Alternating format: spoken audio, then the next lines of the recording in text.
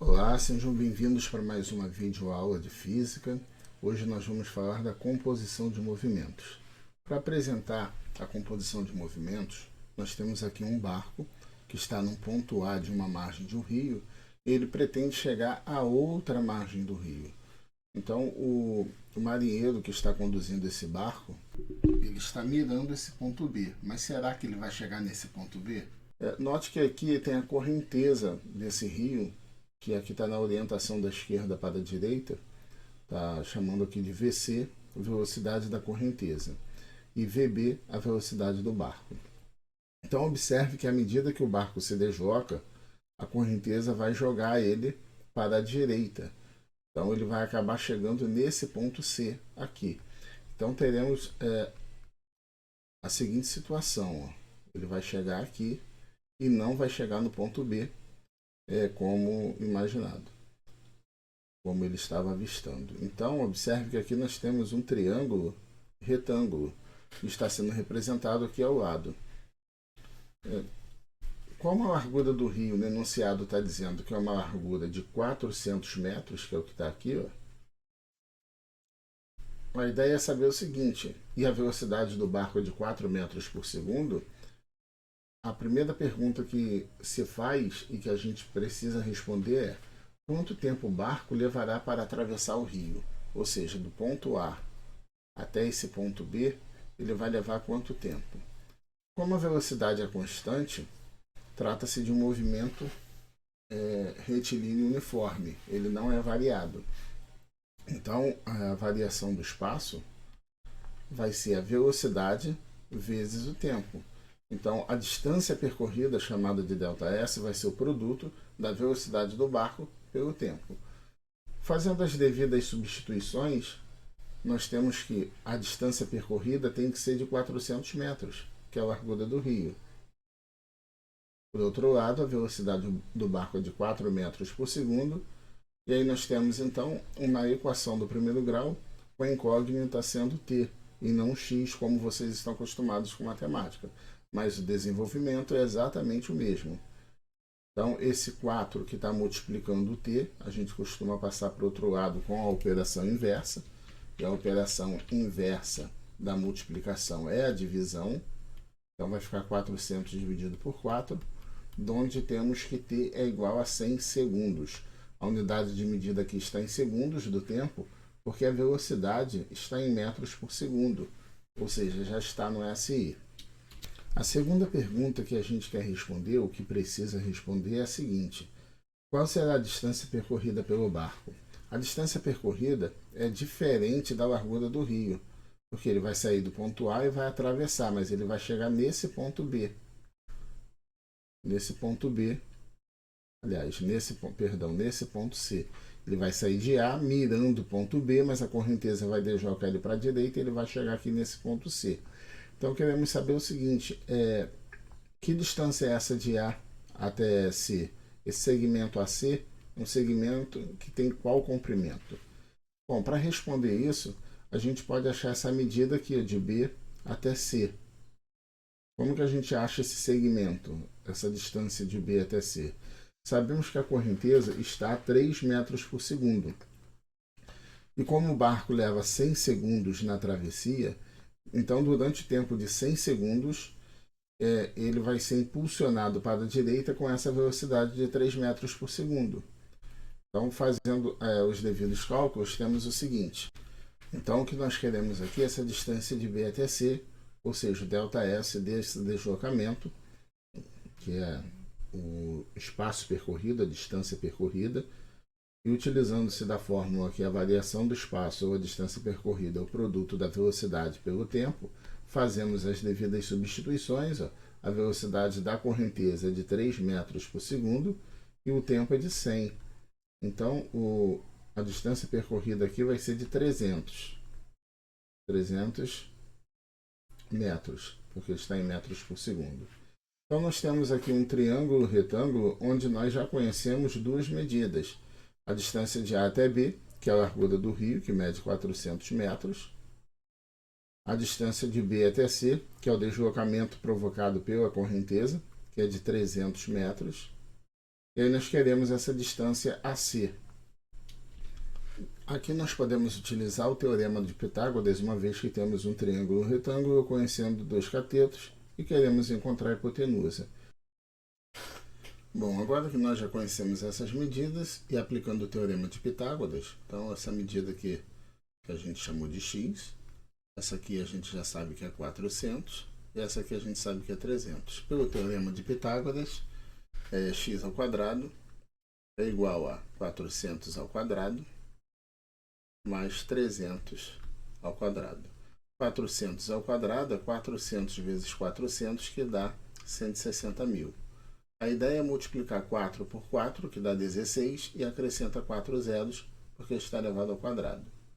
Mesmo raciocínio aqui, 3 vezes 3, 9, acrescenta 4 zeros, temos 90.000.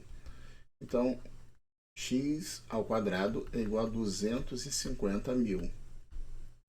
E aí, extraindo a raiz quadrada desse 250.000, vemos que o x é igual a 500. Então, como é distância, essa distância aqui então é 500 metros. Com isso, nós respondemos a primeira pergunta, que é quanto tempo o barco levará para atravessar o rio. A resposta aqui é de 100 segundos.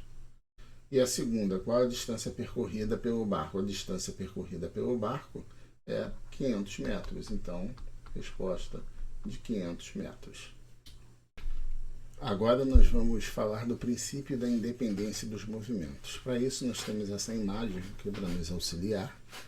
A imagem de uma pessoa que está chutando a bola daqui de cima, e essa bola faz uma trajetória curva para quem está olhando desse ponto aqui. Uma pessoa que está olhando desse ponto aqui, a trajetória que está vendo é uma trajetória curva. Mas essa trajetória, na verdade, é a composição de duas forças, de duas grandezas vetoriais. A força horizontal e a força vertical. Observe que a pessoa, quando dá um chute, essa bola sai daqui com uma aceleração e ela não recebe mais aceleração, porque ela não recebe mais força. Então, no movimento horizontal, trata-se de um movimento retilíneo uniforme. Então, o movimento horizontal ele é uniforme. Mas o movimento vertical, ele sofre a ação da gravidade. Então, o movimento horizontal é um movimento uniforme, mas o movimento vertical, que é o da bola caindo, esse movimento aqui, é um movimento variado. Então, ele é uniformemente variado, porque sofre a ação da aceleração. Desse modo, nós temos que estudar esse movimento por duas óticas. A primeira é o movimento horizontal e a segunda é o movimento vertical. Para melhor organizar a nossa solução, dividimos aqui em duas partes o nosso espaço. Na primeira parte, vamos trabalhar o movimento horizontal. Como trata-se de um movimento uniforme, mas notem que nessa primeira parte, para encontrar a distância percorrida na horizontal, eu vou precisar do tempo, coisa que eu ainda não tenho. Então, venho aqui na segunda fórmula, que trata do movimento vertical, e aí, nesse caso, o movimento ele é uniformemente variado, tá? Pode botar o retilíneo ou não. Enfim, um movimento variado, e aí a gente aplica essa fórmula aqui. Então, a distância percorrida na vertical, que é essa altura aqui, vai ser a velocidade inicial. Como não recebeu nenhuma força para baixo, somente na horizontal, a velocidade inicial é zero. Vezes o tempo, mais a aceleração, a gente está considerando aqui a aceleração gravitacional, porque a vertical, estou considerando o movimento de queda. Então, essa queda vai ser feita segundo a aceleração gravitacional, que aqui no lugar do A, se quiser, pode botar um G de gravidade, vezes o tempo ao quadrado, dividido por 2. Bom, então notemos que ao substituir os valores indicados, aqui, na primeira fórmula, eu consigo encontrar o valor de t, e aí sim eu volto aqui na segunda e substituo o valor de t encontrado, porque eu não tenho ainda o tempo que a bola leva para poder chegar até o solo. Bom, então fazendo a substituição aqui nessa primeira fórmula, que é a fórmula do movimento horizontal, porque quando ela chegar no chão aqui, ela vai parar de se mover, né? Vai chegar nos pés dessa jovem de camisa verde e vai parar ali. Bom, então o espaço percorrido, que é essa distância aqui, eu vou chamar de D.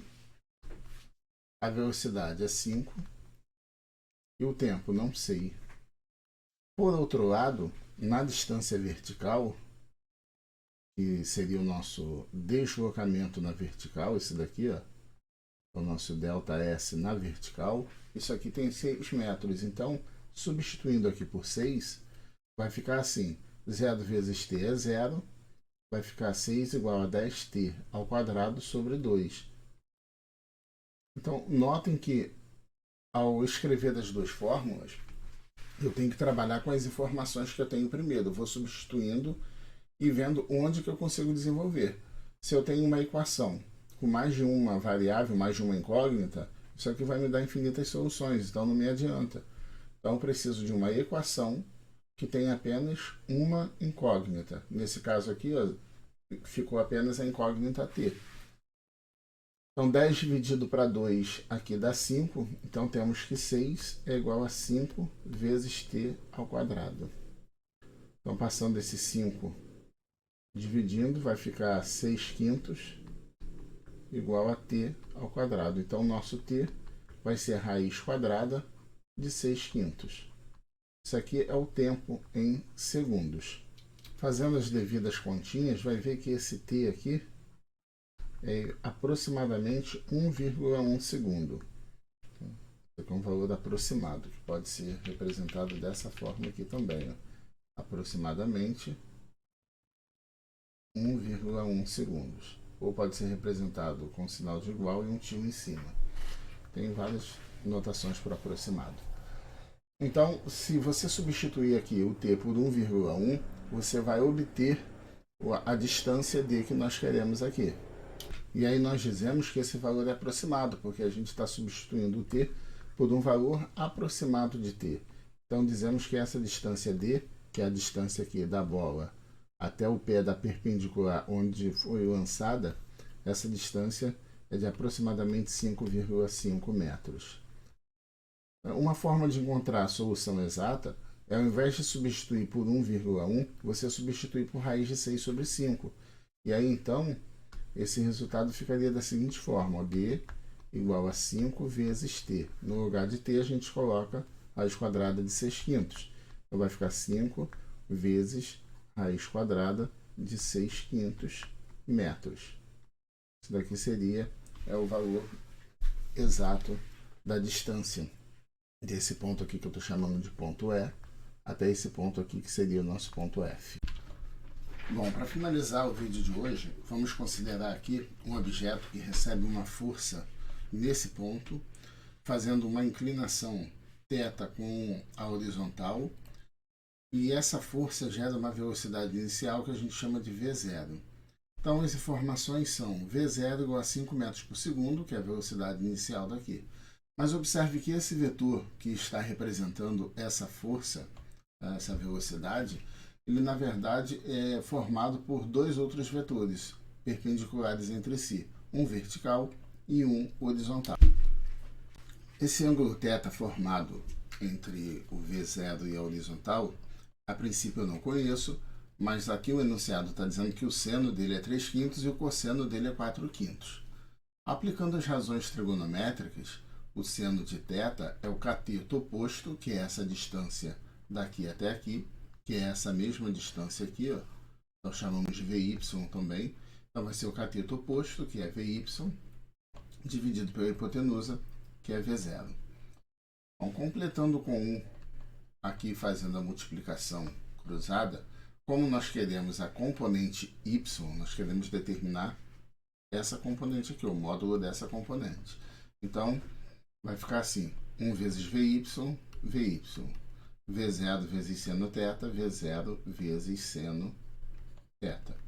Ora, V0 nós sabemos que é 5, porque está aqui no enunciado, 5. E o seno de θ também está no enunciado, que é 3 quintos.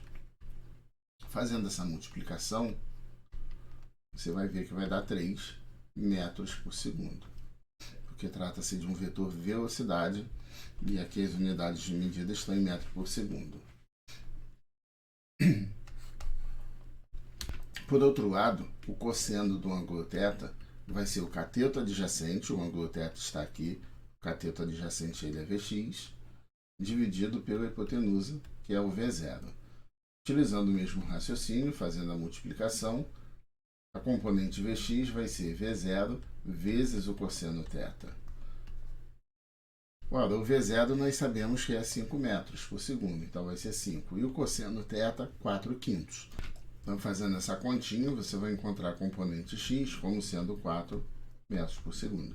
Daí nós encontramos, a partir da velocidade inicial de um lançamento oblíquo, conseguimos determinar a velocidade dos vetores que compõem esse vetor oblíquo.